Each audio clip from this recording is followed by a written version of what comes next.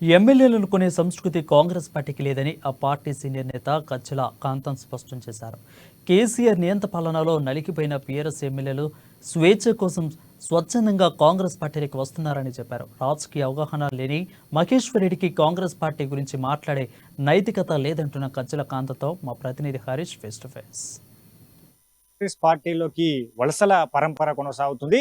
ఇప్పటికే 9 మంది ఎమ్మెల్యేలు, 6 ఎమ్మెల్సీలు చేరారు. ఇక మరికొంతమంది చేరబోతున్న నేపథ్యం కనిపిస్తుంది. ఇక ఇదే దానిపైన కూడా అక్కడ ప్రతిపక్ష పార్టీలు బీఆర్ఎస్ కావచ్చు, బీజేపీ నేతలు విమర్శలు చేస్తున్న పరిస్థితులు కనిపిస్తున్నాయి. ఫిరాయింపులకు పాల్పడుతుంది కాంగ్రెస్ పార్టీ అని కూడా తీవ్రంగా వాళ్ళు విమర్శలు చేస్తున్న నేపథ్యం. ఇదే అంశం పైన మనతో మాట్లాడేందుకు కాంగ్రెస్ పార్టీ సీనియర్ నేత గజ్జల కాంతం గారు. ప్రధానంగా కాంగ్రెస్ పార్టీకి ఇప్పటి నుంచే 9 మంది ఎమ్మెల్యేలు కావచ్చు, 6 ఎమ్మెల్సీలు వచ్చారు.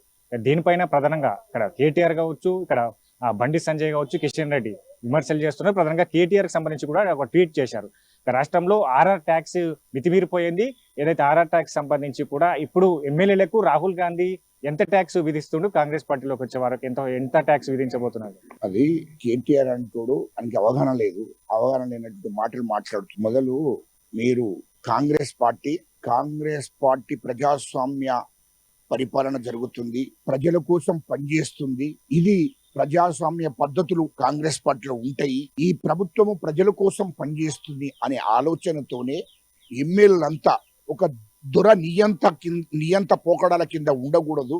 10 సంవత్సరాలు టిఆర్ఎస్ పార్టీలో ఉన్న ఎమ్మెల్యేలంతా నలిగిపోయారు. ఒక నిజామును గుర్తు చేసుకున్నారు ఎమ్మెల్యేలందరూ. ఒక నిజాం లాగా పరిపాలన నడిపిస్తున్నాడు కేసీఆర్. ఒక నియంత పోకడాలు చేస్తున్నాడు కేసీఆర్. ఒక అహంకారంతో పరిపాలన కొనసాగించిండు అనేది 2014 నుండే ఎమ్మెల్యే లోపల ఉంది. ఒక పోకడాలతోని పరిపాలన నడిపించుకుంటూ ఎమ్మెల్యేలను అణిసివేసిండు, అక్కడ నుండి ప్రజలను అణిసివేస్తున్నాడు అనేది కొంతమంది ఎమ్మెల్యేలకు అది ఉన్నది, ఆనాటి నుండే ఉన్నది. ఎప్పుడైతే 10 సంవత్సరాలు ఆయన నియంతగా ఒక నియంత పరిపాలన ఈ రాష్ట్రంలో కొనసాగించుకుంటూ వస్తే ఓపికతోని ఉన్నారు ఎమ్మెల్యేలందరూ.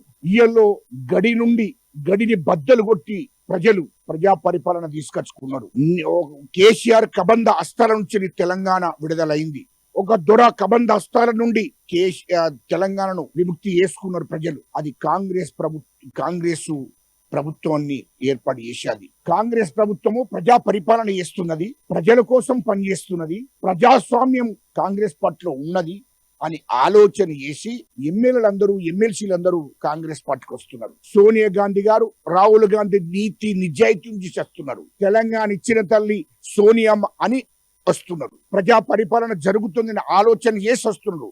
ఈయల్లో ముఖ్యమంత్రి రేవంత్ రెడ్డి గారు నీతి నిజాయితీగా ప్రజాపాలన నడిపిస్తున్నాడు అనే ఆలోచనతోని వాళ్ళంతటా వాళ్ళు స్వచ్ఛందంగా వస్తున్నారు. పైసలు పెట్టింది 1 రూపాయి కూడా లేదు ఎవరికి. ఈయల్లో రాహుల్ గాంధీకి కర్మ పట్టలే, సోనియమ్మకు మా సోనియా గాంధీ తల్లికి కర్మ పట్టలే, మా ముఖ్యమంత్రి రేవంత్ రెడ్డి గారికి కర్మ పట్టలే.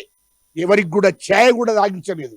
ఎందుకో ప్రజా పరిపాలన జరుగుతుంది, ఇది ప్రజాస్వామ్యం ఉన్న ప్రభుత్వము అని ఆలోచన చేసి ఎమ్మెల్సీలందరూ కూడా తిరిగి వాళ్ళ సొంత గుట్టికి వస్తున్నారు. కేటీఆర్ అది గుర్తుపెట్టుకో అని చెప్తున్నా నేను. అది గుర్తుపెట్టుకో.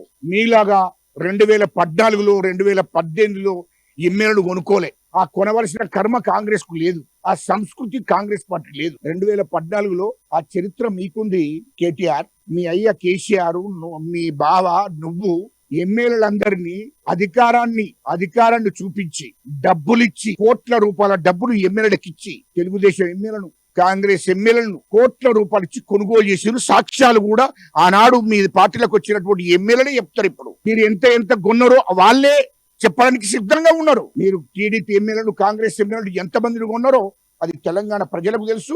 మీరు కొన్న ఎమ్మెల్యేలకు కూడా తెలుసు మీరు ఎంత డబ్బు ఇచ్చిందో వాళ్ళకి. ఇయ్యలో వాళ్ళందరూ ఎందుకు వస్తున్నారంటే కాంగ్రెస్ నుంచి పోయినటువంటి వాళ్ళు, తెలుగుదేశం నుంచి పోయినటువంటి వాళ్ళందరూ కూడా కాంగ్రెస్ పార్టీలోనే ప్రజాస్వామ్యం ఉంటది, తిరిగి మన సొంత గుట్టుకి ఏరుకుందామని తిరిగి వాళ్ళందరూ వస్తున్నారు.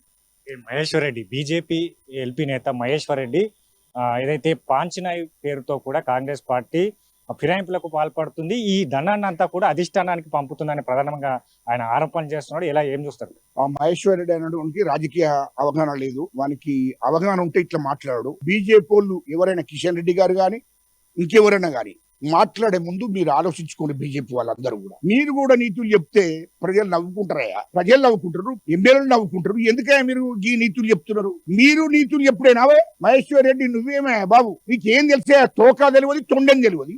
నువ్వు మా ముఖ్యమంత్రి గారిని మాట్లాడే అర్హత నీకుందావే? ఎక్కడుందో చెప్పవేయండి. మీ బీజేపీ వాళ్ళు గోవాల ఎమ్మెల్యేలు ప్రజలందరూ కాంగ్రెస్ పార్టీకి తీర్పిచ్చారు. బీజేపీ నమ్మలే. అయినా అక్కడ ఎన్నికలు అయిపోగానే కాంగ్రెస్ పార్టీ ఎమ్మెల్యేలు కొని మీరు ప్రభుత్వాన్ని ఏర్పాటు చేశారు గోవాల. ఇది వాస్తవం కాదా? కాంగ్రెస్ పార్టీ ఎమ్మెల్యేలను కొనేసి మీరు ప్రభుత్వాన్ని ఏర్పాటు చేశారు. మధ్యప్రదేశ్ లో ఏం చేసిందా?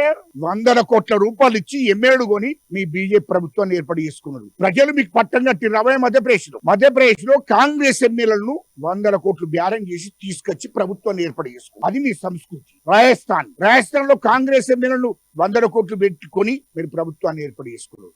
మణిపూర్ ఇట్లా చెప్పుకుంటూ పోతే మహారాష్ట్రలో 100 కోట్లు పెట్టి అక్కడ శివసేన ప్రభుత్వాన్ని కూల్చి మీరు ప్రభుత్వాన్ని ఏర్పాటు చేసుకున్నారు. మీరు అవే నీతులు చెప్పేది. మీరు నీతులు చెప్తారా? ఇక్కడ 100 కోట్లు మీరు వచ్చినాక 1-2 కోట్లు ఏదో 5 కోట్లు ఇట్లా అంతకు ముందు కొంతమంది దుర్మార్గులు కొనుక్కున్నారు, కేసీఆర్ లాంటి వాళ్ళు. కానీ ఈ దేశ ప్రధానమంత్రి నరేంద్ర మోడీ గారు ఈ దేశానికి ప్రధానమంత్రి అయిన తర్వాత కేంద్ర హోంమంత్రి అమిత్ షా గారు వీళ్ళు ఎప్పుడైతే ఈ దేశాన్ని పరిపాలన చేస్తున్నారో 2014 నుంచి 100 కోట్లు ఇచ్చుకుంటూ డైరెక్ట్ ఎమ్మెల్యేలు కొనుక్కున్నారు.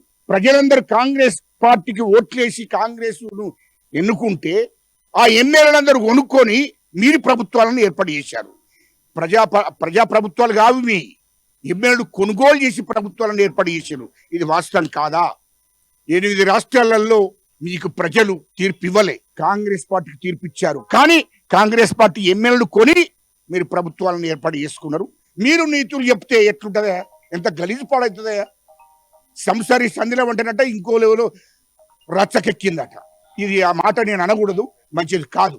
రైట్. ప్రధానంగా 10 రాష్ట్రాల్లో పార్టీ ఫిరాయింపులకు పాల్పడ్డ బీజేపీ ఇప్పుడు కాంగ్రెస్ పార్టీ చేరికలపైన మాట్లాడడం ఆశాస్పదంగా ఉంది. ఇక ప్రజాపాలనకు సంబంధించి కూడా రాష్ట్ర ప్రజలకు రాష్ట్ర ప్రజాధనాన్ని అంటే ప్రతి రూపాయి ఖర్చు పెట్టే విధంగా పాలన కొనసాగిస్తున్నారు రేవంత్ రెడ్డి. అట్లాంటి సీఎం రేవంత్ రెడ్డి పైన వ్యాఖ్యలు చేయడం పట్ల కూడా గజ్జల కాంతం మండిపడుతున్న పరిస్థితి కనిపిస్తుంది. కెమెరా పర్సన్ మహేందర్తో కలిసి హరీష్, ANN న్యూస్, హైదరాబాద్.